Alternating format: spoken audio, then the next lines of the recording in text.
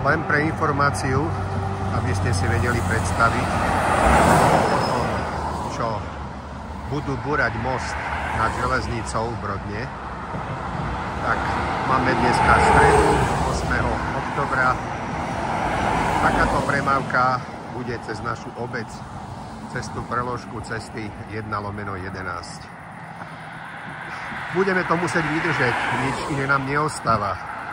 Práve preto, že ja sa snažím presadiť, aby sme tam mali križovatku, tak niektorí poviete, že sa ani nenapojíme. No musia nám tam osadiť svetidla. Keď nám tam osadia semafory, no tak niekedy tie auta zastanú a dostaneme sa z obce či na Čadcu alebo na Žilinu. Iné riešenie nie je. Lenže ono sa už začína pomaly tvoriť zapcha. Vidíte ju? A tá zapcha na tejto štvorprúdovke je v dvoch pruhoch. Keď bude preložka cesty 1/11, tak bude mať iba jeden pruh. Druhým pruhom sa bude jazdiť smerom do Žiliny. A preto navrhujem, aby tie kapacity, to znamená na to premostenie pri železnici, aby ich použili tu, lebo tam budú dva mosty vedľa seba. A keď tam urobia ten druhý most, tak môžu jeden z týchto polovičných profilov, trebárs či už bude hotový alebo nebude hotový, ale môžu ho použiť, chápete? No a keď ho budú mať vybudovaný, tak nás to nebude čakať, že 2 roky to máme, no ale budeme to mať možno rok. A je lepšie mať rok ako 2 roky. Čiže vážení Brodňania, o toto sa snažím celý čas. A keď sa D3 dokončí 2029, tak väčšina dopravy pôjde tadiaľto. Kto idete do Byče po starej ceste, tak vediete, aká je tam premávka, a taká premávka potom bude cez Brodno. A ešte, aby som zmapoval, koľko aut používa most do Vrania, tak tu nejakú dobu pobudnem, aby ste mali prehľad. To znamená, že či do Žiliny tieto autá, čo odbočujú doľava, alebo Rudinka, Rudina, tie autá, čo prichádzajú, tak keď zbúrajú most, kadiaľ pôjdu? Cez Brodno. Neviem, koľko ich tam čaká na odbočke vľavo. Ja ešte pôjdem hore na most a natočím, aby som vysvetlil, že čo by bolo dobré, keby dodávateľ urobil ako prvé, to znamená, kým zbúra most v Brodne nad železnicou a kým zbúra tento most, čo by vlastne pomohlo aj obyvateľom Brodna, obyvateľom Vrania, obyvateľom Rudinky, Rudiny. Áno, môžu si tu dať nejaké počítadlo, aby zistili za hodinu, koľko aut tady to prejde a využíva tento vranský most.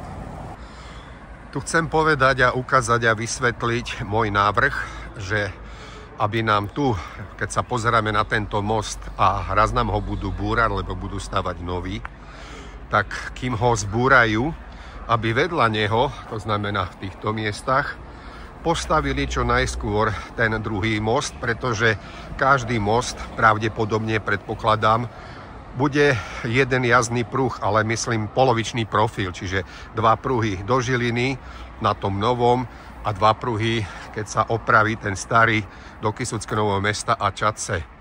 Pokiaľ by nás vypočul dodávateľ, Národná diaľničná spoločnosť, ale pokiaľ by nás vypočul Brodňanov, Vrancov, Rudinka, Rudina, vôbec všetci Kysuce, celé Kysuce, pokiaľ by vypočuli, tak by vlastne týmto novým polovičným profilom, ktorý by končil v privádzači do Kysuckého Nového Mesta, pomohli všetkým Kysučanom. Pomohli by Oškerde, pomohli by Brodnu, pomohli by Vraniu, pretože cez Vranie by chodilo menej aut smer Rudina, pretože tí, čo idú do Rodiny, by išli jednoducho po diaľničný privádzač Kysuckého Mesta a do Rudiny, do Nesluše by sa vrátili.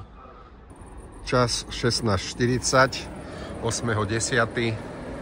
A na toto sa pripravme v Brodne. Ak budeme mať to premostenie, alebo aj ho ak nebudeme mať, tak jednoducho, kým porozstavia ten most, čo som pred chvíľou nahral, a neodľahčia Brodno, tak toto nás čaká. Čiže poprosím vás skutočne, má význam zaujímať sa, ako nás všetkých, celé Kysuce, Brodno, Vranie, Kysucké Nové Mesto, Čadca, ako nás ovplyvní výstavba D3 do doby, kým nebude hotová. A ešte to premostenie. Tak sa nám pozrime, vidíte ten most? No tak takéto niečo budeme mať aj my v Brodne. Akurát my tu vidíme auta. Janko Michel mi včera povedal, že je tá protihluková bariéra, že má výšku 3,5 metra. Ja neviem, koľko má výšku kamion.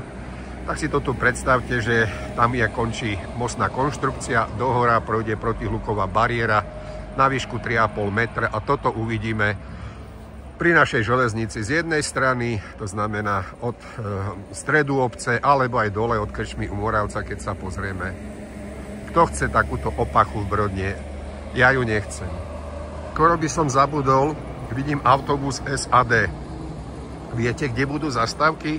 Po novom, keď sa urobí preložka cesty 1/11. No tak tu za kopcom, za tým mostom je zastávka pre Rudinku. Nová zastávka bude tu. A ďalšia v Brodne? No nevieme. Čiže Brodňania, ľudia z Vrania, ktorí chodíte do Kysuckého Nového Mesta a využívate SAD, to budete chodiť tu na železničnú zastávku? Ešte len taká doplňujúca informácia, znovu ide autobus SAD. To, čo vidíte sem, tak ako náhle zbúrajú tento most a nevidú nám v ústrety, že urobia ten druhý, tak to sa presunie sem. Tu bude preložka cesty 1/11. Otočíme to naspäť, smer do Brodna. To znamená, že tu ju budeme mať. Čiže povedla trate, tie auta, ktoré chodia tam, kým sa nedokončí diaľnica D3, budú chodiť tadielto.